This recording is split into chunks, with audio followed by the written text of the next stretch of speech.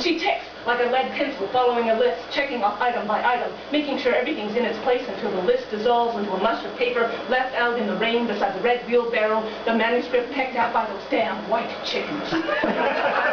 She ticks like an egg timer, like a woman pacing in kitten heels, into a variety of facial and body ticks, tiny seizures of the arm or neck. She's ticked off and not going to take it anymore. A tisket, a tasket, hands off that blown gasket. She's got her ticket to ride. She's got her walking papers. She's taking her own tick. She's talking it up right. And are you the one who's going to tell her that it ain't?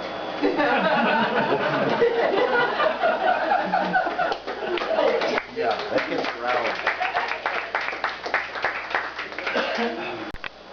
I was picking blackberries, getting pricked by thorns, worth a little bloodshed, I thought, when a man appeared in the middle of the bushes.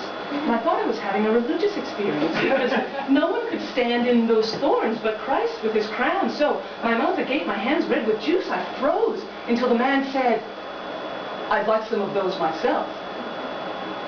I thought of all those stories in which God, from a trickster figure, pretends hunger to test the goodness of the mortal, and I knew he was right to be generous.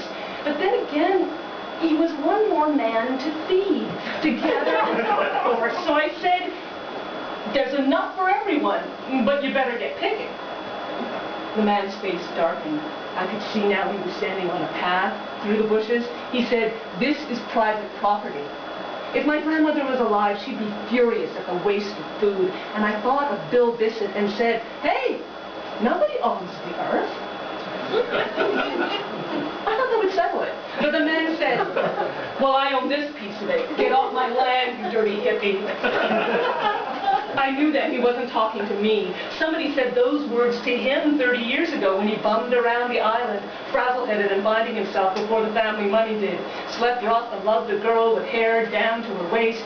He did all this while I was in kindergarten, pining for the sophistication of grade 1, where it was rumored you could hold the book in your very own hands.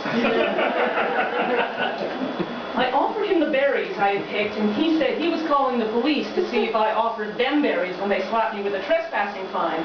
So, while I waited for this generous exchange of opposites, I climbed back down to the beach and wondered if the man owned the piece of ocean in front of his land, the water that I went and washed my dirty hippie feet in, while he watched from the bushes, just in case I stole his share of salt.